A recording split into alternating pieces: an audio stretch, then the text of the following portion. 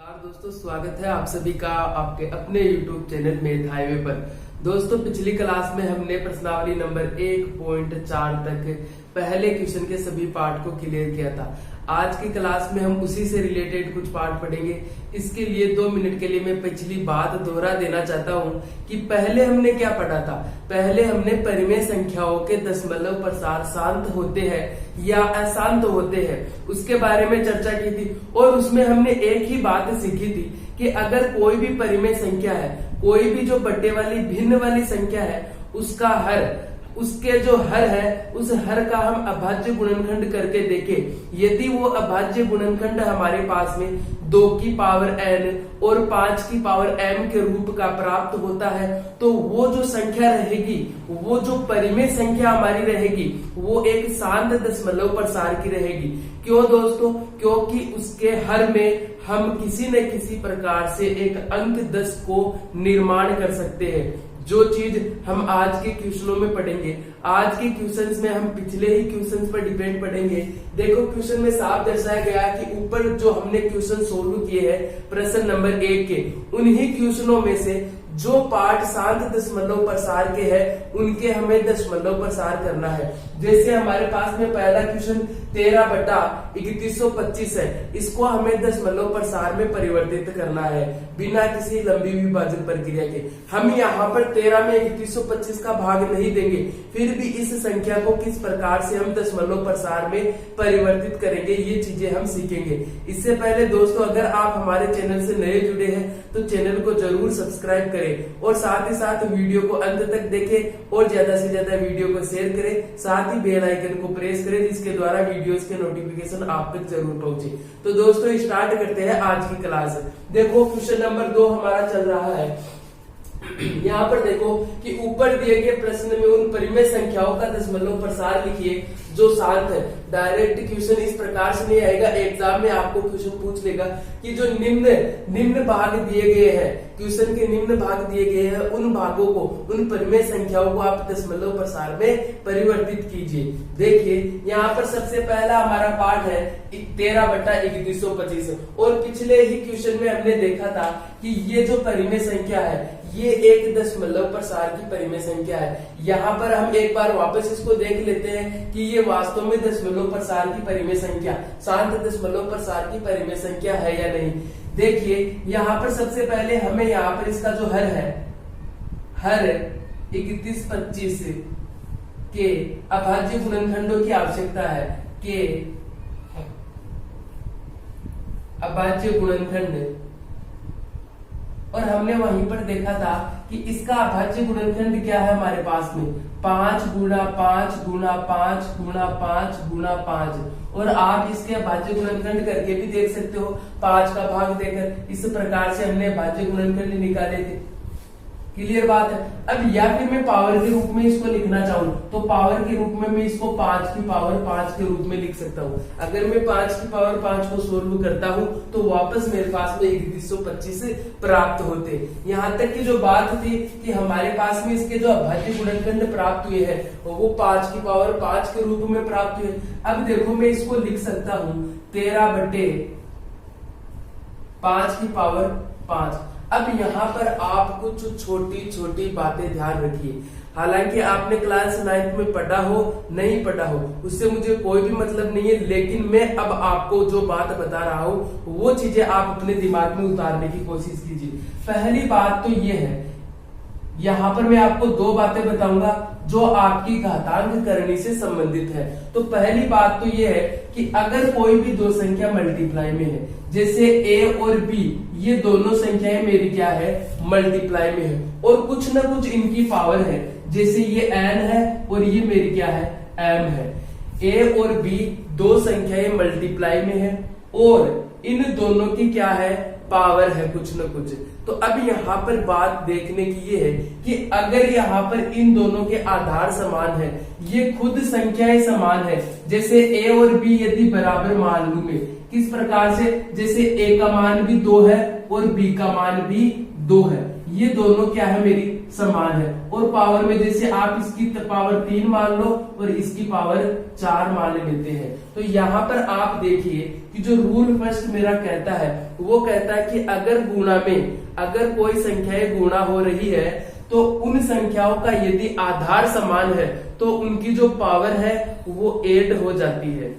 देखिए कि अब इस रूप को मैं और किस प्रकार से लिख सकता हूँ वो देखते हैं। यहाँ पर इसका आधार तो समान रहेगा लेकिन इसकी जो पावर है इसकी पावर 3 और इस 2 की पावर 4 ये क्या हो जाएगी, ऐड हो जाएगी, जुड़ जाएगी। अब इसको मैं 2 की पावर 3 प्लस 4 7 के रूप में लिख सकता हूँ। तो यहाँ पर जो हमारी संख्याएं थी 2 की पावर 3 और 2 की पावर 4 इसको मैं 2 की पावर 7 के रूप में लिख सकता हूँ। ये चीजें हमें घातांक करनी सिखाती है जो क्लास 9th में आपने पढ़ी होगी, और नहीं भी पढ़ी तो भी मैं साथ साथ में जो चीजें काम में आती रहेगी वो सारी चीजें मैं आपको बताता रहूंगा। तो यहाँ पर पहली बात तो क्लियर है कि अगर यहाँ पर ये जो हमारे आधार समान है तो इनकी पावर क्या रहेगी, n प्लस m जुड़ जाएगी। लेकिन यदि ये आधार देखो कि अगर बराबर नहीं है, ये अलग है और ये अलग है, लेकिन इनकी पावर समान है, ये भी n है और ये भी n है। एग्जाम्पल के लिए अगर मैं लेना चाहूं तो यहाँ पर 3 गुणा 5 है लेकिन दोनों की पावर 2 है। तो ये जो रूल मैं बता रहा हूँ ये यहाँ पर काम करेगा। अगर दो संख्याएं गुणा में है और गुणा में होते हुए उनके जो पावर है वो समान है तो संख्याओं का क्या होगा, वे संख्याएं गुणा हो जाएगी और जो पावर समान है वो दोनों के ऊपर लगेगी। कैसे लगेगी वो देखो, ये दोनों संख्याएं क्या हो जाएगी, गुणा हो जाएगी और जो सेम पावर है वो दोनों के ऊपर लग जाएगी। तो यहाँ पर जो 3 गुणा 5 है ये तो अंदर मल्टीप्लाई हो जाएंगे और इनकी होल पावर 2 लग जाएगी। तो यहाँ पर 5 3 15 का स्क्वायर हो जाएगा। तो इस प्रकार के ये 2 छोटे छोटे रूल्स है जो मैंने आपको बताए हैं। ये रूल्स आप हमेशा याद रखना, काम में आने वाली जो चीजें रहेगी वो मैं साथ साथ में बताता चलूंगा। अब यहाँ पर एक छोटी सी बात और देख लीजिए, हमने स्टार्टिंग में देखा था कि अगर कोई भी परिमेय संख्या है उस परिमेय संख्या के हर में यदि 10 आ जाता है या 10 की पावर में कोई भी संख्या आ जाती है तो वो जो दशमलव प्रसार रहेगा वो शांत रहेगा। तो हमें यहाँ पर भाग देकर दशमलव प्रसार नहीं करना, हमें किसी न किसी प्रकार से इस परिमेय संख्या के हर को 10 की पावर में परिवर्तित करना है। ये इतना सा काम आपको करना है। अब देखिए कि हमें 10 कैसे मिलेगा। अगर मेरे पास में 5 है और 5 के साथ में मल्टीप्लाई में अगर 2 आ जाता है तो मुझे 10 प्राप्त हो सकता है कि नहीं, हो सकता है। तो मैं यहाँ पर 2 की पावर और क्या लिख सकता हूँ, 0 लिख सकता हूँ, क्योंकि 2 की पावर 0 का मतलब 1 होता है और 1 इस 5 की पावर 5 से मल्टीप्लाई होकर इसमें कोई भी चेंजेस नहीं कर पाएगा। यहाँ तक की बात क्लियर है। अब देखो कि हमें किसी न किसी प्रकार से इस हर को 10 या 10 की किसी न किसी पावर में परिवर्तित करना है। तो अब यहाँ पर आप देखिए कि हमने अभी एक रूल पढ़ा है कि अगर दो संख्याएं अलग अलग है लेकिन दोनों की पावर समान है तो ये दोनों संख्याएं मल्टीप्लाई हो जाती है। और मुझे यहाँ यही काम करना है, इस 2 को और इस 5 को क्या करना है, मल्टीप्लाई करना है किसी न किसी प्रकार से। उसके लिए मुझे एक चीज की जरूरत है, इन दोनों की जो पावर है वो मेरे पास में सिमिलियर होनी चाहिए, समान होनी चाहिए। लेकिन इसकी पावर 5 है और इसकी पावर 0 है। मैं क्या करूं कि दोनों की पावर समान हो जाए। तो क्या मैं ये काम कर सकता हूं कि यहां हर को 10 की घात में बदलने के लिए अंश व हर को 2 की पावर 5 से गुणा करने पर अब देखो हमने क्या किया, इस हर में 10 या 10 की किसी न किसी पावर को लाने के लिए इस अंश को और हर को दोनों को 2 की पावर 5 से मल्टीप्लाई कर दिया। अब हमने ये जो 2 की पावर 5 से मल्टीप्लाई किया है, इस 5 से ही क्यों मल्टीप्लाई किया है, ये चीज मैंने इस रूल में आपको बताई है, क्योंकि यहाँ पर इन दोनों की पावर समान होनी चाहिए। जो इसकी पावर है उसी की पावर से हम 2 को मल्टीप्लाई करेंगे। क्लियर बात है यहाँ पर। अब देखिए कि इन दोनों को हम यहाँ पर मल्टीप्लाई कर देते हैं। 13 गुणा 2 की पावर 5 बटे ये 5 की पावर 5 गुणा 2 की पावर 5। अब देखो ये 2 की पावर 0 कहाँ चला गया, तो यहाँ पर आप बात देखिए कि यहाँ पर एक तो 2 की पावर 0 गुणा होगा ये 2 की पावर 5। तो यहाँ पर हमने देखा था अभी कि अगर गुणा में घात आधार समान होता है तो घातें जुड़ जाती है, तो आधार तो यही रहेगा 0 और 5 जुड़ के वापस 2 की पावर 5 ही रहेगा। तो यहाँ पर ये 0 हट जाएगा। एक प्रकार से 2 की पावर 0 का मान 1 होता है तो वो मल्टीप्लाई हो जाएगा। आप किसी भी प्रकार से इसको मान सकते हैं। अब देखो ये 13 गुणा 2 की पावर 5, इस 2 को आप 5 बार मल्टीप्लाई कीजिए, कितना आएगा 32 डिवाइड बाई 2 की पावर 5 गुणा 5 की पावर 5 गुणा 2 की पावर 5। अब देखिए ये रूल मैं यहाँ पर लगा सकता हूँ, अगर 2 संख्याएं है, दोनों संख्याएं अलग अलग है तो इसको मल्टीप्लाई करूंगा। चूंकि इसकी जो पावर है वो समान है तो दोनों के ऊपर में पावर लगा दूंगा। दोनों को आप यहाँ पर मल्टीप्लाई करेंगे। 13 दूने 26, हासिल या केरी की लग गई हमारी 2, 13 3 39 और ये 40 और 1 41, 416 डिवाइड बाई ये देखो 10 की पावर कितना आया 5 हो गया। 5 दूनी 10, अंदर जो संख्या है कि वो मल्टीप्लाई हो चुकी है और पावर लगेगी, वो पावर इसी प्रकार से लग जाएगी। अब देखो इस 10 की पावर 5 का मतलब क्या है, इस 1 के आगे 5 जीरो, तो 1 2 3 4 5, ये 5 जीरो हमने लगा दिया।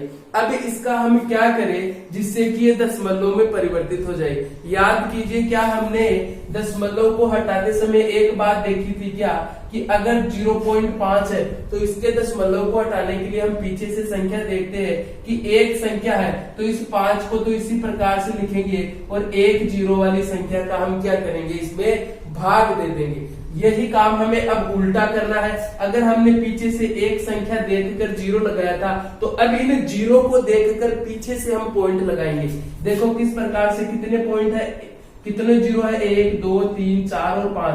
अब हम यहाँ पर 416 तो हमारे पास इसी प्रकार से रहेगा, लेकिन अब हमें पीछे से चलते हुए पॉइंट लगाना है 5 संख्या के पहले, 1 2 3। अरे भाई मेरे पास तो 3 ही संख्या है, 3 ही संख्या है, तो अब मैं पॉइंट 5 पहले कैसे लगाऊं, तो उसके लिए ये चीज देखिए, आप किसी भी संख्या के आगे जीरो लगा सकते, उसके पीछे लगाने से तो पूरी संख्या परिवर्तित हो जाएगी। जैसे 5 है, इस 5 के पहले जीरो लगा दो, कितने भी जीरो लगा दो उसके ऊपर कोई भी फर्क नहीं पड़ेगा। लेकिन जब आप 5 के आगे जीरो लगा देते हो तो दिन का रात और रात का दिन भी हो सकता है। भाई देखिए, अब देखो 416 है तो इसके आगे अगर मुझे 2 जीरो चाहिए तो 2 जीरो लगा लूंगा। तो यहाँ पर अब देखो 5 संख्याएं प्राप्त हो गई और ये पॉइंट हमारा लग गया। तो इसको हमने दशमलव प्रसाद में किस प्रकार से परिवर्तित किया है वो आपके सामने है, 0.00416। इसी प्रकार के क्वेश्चंस आते हैं, डायरेक्ट आपसे बोलेगा कि जो परिमेय संख्या दे रखी है उस परिमेय संख्या को आप क्या कर सकते हैं, दशमलव प्रसाद में परिवर्तित कर सकते हैं। देखिए इस क्वेश्चंस का आप स्क्रीनशॉट ले सकते हैं या फिर इसको लिख भी सकते हैं। हम आगे बढ़ेंगे अब क्वेश्चन नंबर 2 की ओर। देखिए इन क्वेश्चंस का मैं कुछ न कुछ हिंट आपको दूंगा और स्वयं आपको खुद करना होगा। बहुत सारे क्वेश्चन मैंने आपके लिए छोड़े हैं, जो क्वेश्चन इजी होते हैं आप खुद कर पाएंगे, उस प्रकार के क्वेश्चंस मैं आप ही के लिए छोड़ता हूं। अब देखिए क्वेश्चन नंबर जो हमारे पास में 2 है उसका क्या करें, तो सबसे पहले हमें क्या करना है, इसका जो अभाज्य, जो इसका हर है, इस हर का हमें क्या लेना, अभाज्य गुणनखंड प्राप्त करने हैं। तो 15 बट्टे इस 1600 का अभाज्य गुणनखंड क्या होगा, हम अभी लेकर देख सकते हैं। ये तो यहाँ पर देखिए, अगर मैं इसमें 2 का भाग देता हूँ तो 800 आएगा, फिर 2 का भाग देता हूँ तो 400 आएगा, फिर 2 का भाग देता हूँ तो 200, फिर 2 का भाग देता हूँ तो 100, फिर 2 का भाग दूंगा तो 50, फिर 2 का भाग देता हूँ तो 25, फिर 5 का भाग दूंगा तो 5, फिर 5 का भाग दूंगा तो 1। तो इसके जो अभाज्य गुणनखंड में किस प्रकार से लिख सकता हूँ, देखो 2 कितनी बार है, 1 2 3 4 5 6, तो 2 की पावर 6 गुणा 5 कितनी बार है, 2, तो 5 की पावर 2। तो इसके अभाज्य गुणनखंडों को हम इस रूप में लिख सकते हैं। अब आपको करना क्या है, आपको करना है इस हर को किसी न किसी प्रकार से क्या करना है, 10 के रूप में परिवर्तित करना है। और 10 में परिवर्तित करने के लिए हमने देखा था कि यहाँ पर 2 और 5 होने चाहिए, और वो 2 और 5 तो आपको यहाँ पर पहले से दिख रहे हैं। फिर क्या प्रॉब्लम है भाई, अरे प्रॉब्लम ये है कि अब हमें इनकी पावर समान करनी है। हमने रूल ही पढ़ा है, इसीलिए जो छोटी छोटी बातें हैं मैं आपको साथ बताता हूँ कि ये बातें आपको आसानी से याद रह सके। तो यहाँ तक की जो बात थी कि यहाँ पर 2 और 5 तो होने चाहिए, लेकिन इसके साथ साथ हमें इसको 10 बनाने के लिए जो रूल कहता है हमारे की गुणा में अगर 2 संख्याएं हैं उनकी पावर समान है तभी वो दोनों संख्याएं क्या रहेगी, मल्टीप्लाई हो सकती है। तो यहाँ पर तो इसकी पावर 6 है और इसकी पावर क्या है, 2 है। ध्यान से देखिएगा, यहाँ पर थोड़ा सा कुछ चेंजेस हो सकता है। यहाँ पर देखिए 2 की पावर 6 है और 5 की पावर 2 है। अब आपको ये करना है कि इन दोनों को समान बनाना है, इन दोनों को समान बनाना है। और मैंने रूल क्या बताया था कि 2 संख्याएं अगर मल्टीप्लाई में हो, 2 संख्याएं सेम अगर मल्टीप्लाई में हो तो उनकी पावर क्या हो जाती है, जुड़ जाती है। ये रूल भी मैंने आपको अभी बताया है। तो यहाँ पर देखिए कि अब अगर मैं इस 5 की पावर 4 और ले आता हूं, कहीं ना कहीं से इस 5 की पावर 4 को मैं और ले आता हूं तो इसमें ऐड होकर ये भी 6 बना लेगा। तो मैं क्या करता हूं कि यहाँ पर अंश और हर को मैं डायरेक्ट कर रहा हूँ। क्वेश्चन नंबर फर्स्ट की मैंने थ्योरी लिखकर पूरा सोल्व किया था, इस क्वेश्चन को मैं डायरेक्ट करता हूँ, बाद में आप थ्योरी हो उसके अकॉर्डिंग लिख सकते हैं। अब देखिए यहाँ पर अंश और हर को मैं क्या कर देता हूँ, 5 की पावर 4 से मल्टीप्लाई कर देता हूँ। तो यहाँ पर इसको भी हमने 5 की पावर 4 से मल्टीप्लाई कर दी।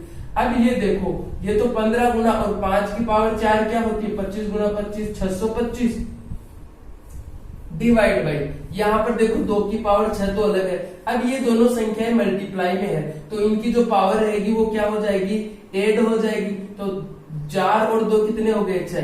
अब यहाँ पर जो हर हमारा प्राप्त हो रहा है ये हर क्या है, सेम पावर वाला है। तो इसके आगे आप खुद सोल्व कर सकते हैं। करना क्या है, आपको वो जो रूल हमने बताया था कि 2 संख्याएं गुना हो रही है और उनकी पावर समान है, तो इसकी जगह हम क्या लिख सकते हैं, इन दोनों संख्याओं को अंदर मल्टीप्लाई करके इसकी पावर लिख सकते हैं। अब आपको करना क्या है, इन दोनों को मल्टीप्लाई करना है और यहाँ पर ये देखो 10 की पावर 6 प्राप्त हो गई। इन दोनों को मल्टीप्लाई करके पीछे से आपको 6 अंक छोड़कर पॉइंट लगाना है। क्लियर बात। अब हम आगे बढ़ते हैं नेक्स्ट क्वेश्चन की ओर। इसी प्रकार के इजी इजी क्वेश्चन आपको देखने को मिल रहे हैं और जो मैंने क्वेश्चन आपके लिए छोड़े हैं, जो आपको खुद से करना है वो इससे भी ज्यादा इजी है। तो प्रैक्टिस उनकी ज्यादा से ज्यादा और जरूर प्रैक्टिस करिएगा। अब देखिए क्वेश्चन नंबर 3 किस प्रकार से है। यहाँ पर ये है 23 बट्टे और इसके जो अभाज्य गुणनखंड है वो अगले ने करके दिए है कि भाई बच्चे को ज्यादा परेशान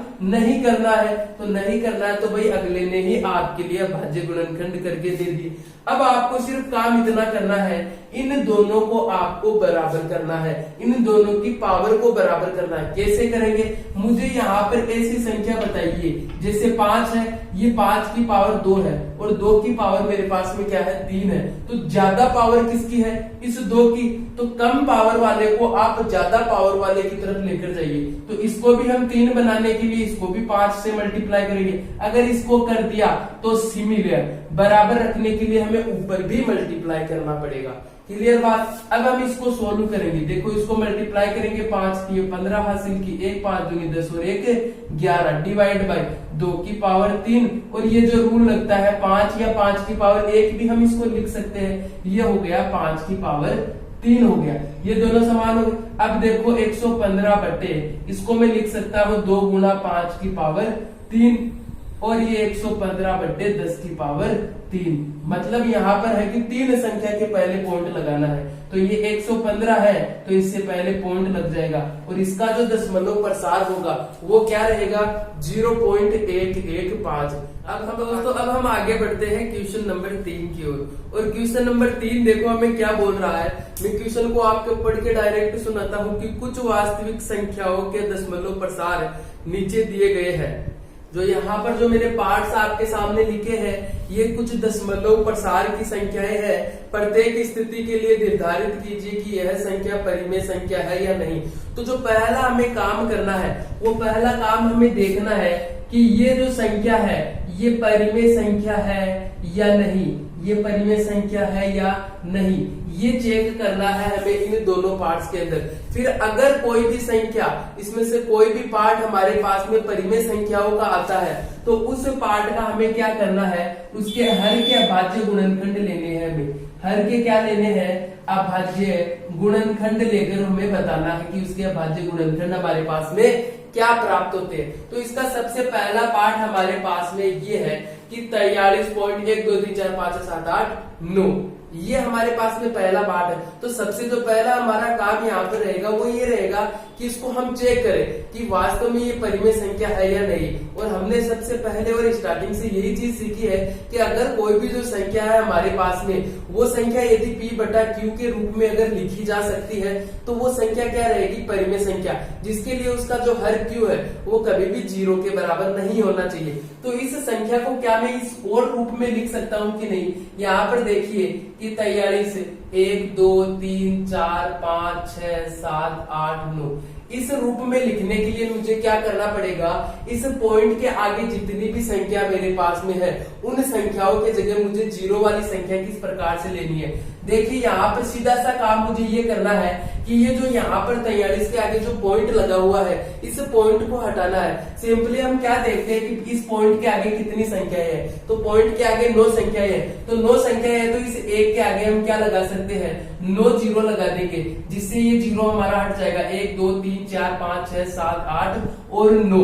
ये सिर्फ मैंने इतना काम किया है अभी तक, इस पॉइंट को हटाया है। अब आप यहाँ पर देखिए क्या ये संख्या आपको P/Q के रूप में नजर आ रही है? हाँ आ रही है। क्या इसके अंदर हर में 0 नहीं है? यहाँ पर ये मत देखिए कि इस 1 के आगे 0 है। 0 वैल्यू बोल रहा हूं मैं यहाँ पर तो ये वैल्यू की कुछ न कुछ वैल्यू है, 0 के बराबर थोड़ी है। हालांकि 1 के आगे 0 है। अब ये 10 है, यहाँ पर इसमें 0 है लेकिन इसकी वैल्यू तो 10 है। आप इसको एंगलित रूप से दूसरी चीज में न ले जाए। यहाँ पर इस 1 के आगे 0 है तो इसकी कुल वैल्यू तो 10 है ना, 0 की इक्वल तो नहीं है। तो यहाँ पर जो हमारा Q है वो 0 के बराबर भी नहीं है। तो हम कह सकते हैं कि ये क्या है, हमारी परिमेय संख्या है। पहला काम तो हमने कर लिया, लेकिन जो आगे का काम है हमारा वो क्या है, इसके हर के हमें क्या करने हैं, अभाज्य गुणनखंड करके भी इसके बताने हैं। तो यहाँ पर देखिए इसको मैं और किस रूप में लिख सकता हूँ, इसको मैं लिख सकता हूँ 43 1 2 3 4 5 6 7 8 9 और इस को हम मैं लिख सकता हूँ क्योंकि 1 के आगे 9 0 है तो इसको मैं 10 की पावर 9 के रूप में लिख सकता हूँ। आगे मैं इस 10 को और क्या लिख सकता हूँ, देखिए पिछले पार्ट में, पिछले क्वेश्चंस में जो हमने किया है ठीक थोड़ा सा उल्टा उसका काम हम यहाँ पर कर रहे हैं। 43 1 2 3 4 5 6 7 8 9 डिवाइड बाई इस 10 को, इस ब्रैकेट के अंदर जो 10 है इसको मैं 2 गुना 5 के रूप में लिख सकता हूँ कि नहीं। और पावर में मेरे क्या चल रहा है, 9 चल रहा है। अब देखो इसकी अलग अलग पावर भी हम लगा सकते हैं। हमने क्या पढ़ा था, अगर a और b दो अलग अलग संख्याएं हैं लेकिन इनकी पावर समान है तो मैं इसको a गुना b की पावर n के रूप में लिख सकता हूं। अगर आपको a गुना b की पावर n का फॉर्मेट मिलता है तो आप इसको वापस बैकवर्ड भी ला सकते हो, a की पावर n गुना b की पावर n भी लिख सकते हो। तो यहाँ पर देखिए इसको मैं और किस रूप में लिख सकता हूं, इसको मैं लिख सकता हूं 2 की पावर 9 गुना 5 की पावर 9। तो इसके जो अभाज्य गुणनखंड हमारे पास में निकल के आए हैं वो 2 और 5 की कुछ न कुछ पावर्स के अंदर निकल के आए हैं। तो यहाँ पर हम ये लिख सकते हैं कि दी गई जो संख्या है हमारे पास में, ये दशमलव वाली संख्या, ये एक हमारी क्या है, परिमेय संख्या है। और अगर परिमेय संख्या है तो हमें आगे क्या काम करना था, इसके हर के अभाज्य गुणनखंड चाहिए। जहां पर इसके हर के अभाज्य गुणनखंड हमारे पास में क्या है, 2 और 5 इसके अभाज्य गुणनखंड है। तो अगला पार्ट देखिए इसका, तो दूसरा पार्ट हमारे पास में दे रखा है, वो संख्या कुछ इस प्रकार से है। देखिए यहाँ पर 0.120, 1200, 12,000, फिर 1,20,000, इस प्रकार से जो ये सीरीज है, ये सीरीज क्या है, ये सीरीज हमारी आगे बढ़ती जा रही है। तो इस प्रकार के क्वेश्चंस में होता क्या है, देखिए दोस्तों, हमने देखा कि जो परिमेय संख्या होती है, उस परिमेय संख्याओं को हमने देखा कि कुछ दशमलव प्रसार शांत होते हैं। यहाँ पर जो ये दशमलव प्रसार हमारा निकल के आ रहा है, दशमलव के बाद में जो कुछ संख्याएं है ये बार बार रिपीट हो रही है, एक जीरो बढ़ते साथ ये रिपीट हो रही है। पहले 120 था, फिर 1200 हुआ, फिर 12,000 हुआ, फिर 1,20,000 हुआ, फिर 12 लाख होगा। इस प्रकार से ये संख्याएं आगे बढ़ती जा रही है और कभी भी रुक नहीं रही है। आगे जो 3 डॉट दे रखा है उसका सीधा सा मतलब है ये अनंत की ओर अग्रसर है। तो ये जो संख्या है ये कोई फिक्स वैल्यू नहीं है, ये आगे तक बढ़ती जा रही है। तो इसके लिए हम क्या लिख सकते हैं कि दी गई जो संख्या है, दी गई संख्या, क्या ये परिमेय संख्या है? नहीं, ये एक अपरिमेय संख्या है जिसका मान कभी भी रुक नहीं रहा, अनंत की ओर अग्रसर है। दी गई संख्या अपरिमेय संख्या है, अपरिमेय संख्या है जिसे हम P/Q के रूप में नहीं लिख सकते। और जब हम इसे P/Q के रूप में ही नहीं लिख सकते, या फिर ये परिमेय संख्या है ही नहीं, ये एक अपरिमेय संख्या है, तो क्वेश्चन जो हमें पूछ रहा है कि अगर ये परिमेय संख्या है तो इसके हर के हमें यहाँ पर अभाज्य गुणनखंड निकाल के बताइए। तो जब इसका ये पार्ट हमारे पास में परिमेय संख्या है ही नहीं तो इसके हर के अभाज्य गुणनखंड कहाँ से करेंगे। तो यहाँ तक की जो बात थी, आज की जो ये क्लास, लास्ट क्लास इस चैप्टर की रही है। आज इस चैप्टर का एंड होता है। मैंने मेरी ओर से आपको पूरा देने की प्रयास किया है, सब एक क्वेश्चन डिटेल से समझाने का प्रयास किया है। आज की क्लास के साथ में इस चैप्टर का एंड होता है। आगे की जो नेक्स्ट क्लास रहेगी उससे हम एक नए चैप्टर की शुरुआत करेंगे, एक नींव से निर्माण तक की शुरुआत करेंगे। दोस्तों, छोटे लेवल से पढ़ते हुए सब कुछ सीखेंगे। देखा आपने कि हमने पहले ही वीडियो में कुछ बेसिक बातें सीखी थी, जो आपने देखा कि सर ये छोटी छोटी बातें क्या बता रही है, तो हमें सबको ही आती होगी। लेकिन आज जब चैप्टर एंडिंग की ओर है तो आप खुद को लगने लगा है कि हाँ बिल्कुल हमने बहुत कुछ सीखा है। दोस्तों, अगर आप चैनल से नए जुड़े हैं तो चैनल को जरूर सब्सक्राइब करें, साथ ही वीडियो को अंत तक देखा है इसके लिए धन्यवाद। और आपको पता चल ही गया होगा तो ज्यादा से ज्यादा चैनल को शेयर कीजिए, लाइक कीजिए और कमेंट करके आप किसी भी प्रकार की प्रॉब्लम का सोल्यूशन अगर चाहे, या फिर किसी भी प्रॉब्लम, किसी भी क्वेश्चन में आपको प्रॉब्लम आती है तो बेझिझक आप कमेंट करके जरूर बता सकते हैं, जिससे आपकी प्रॉब्लम का किसी न किसी प्रकार से सॉल्यूशन किया जाएगा। अगले ही वीडियोस में मैं उस क्वेश्चंस को ऐड भी कर सकता हूं, या किसी न किसी प्रकार के आपकी प्रॉब्लम जरूर सोल्व की जाएगी। दोस्तों, यहाँ तक कि अब आगे की क्लास में हम नेक्स्ट सेकंड चैप्टर स्टार्ट करेंगे, इसलिए ज्यादा से ज्यादा चैनल को सब्सक्राइब कीजिए और शेयर कीजिए। धन्यवाद दोस्तों।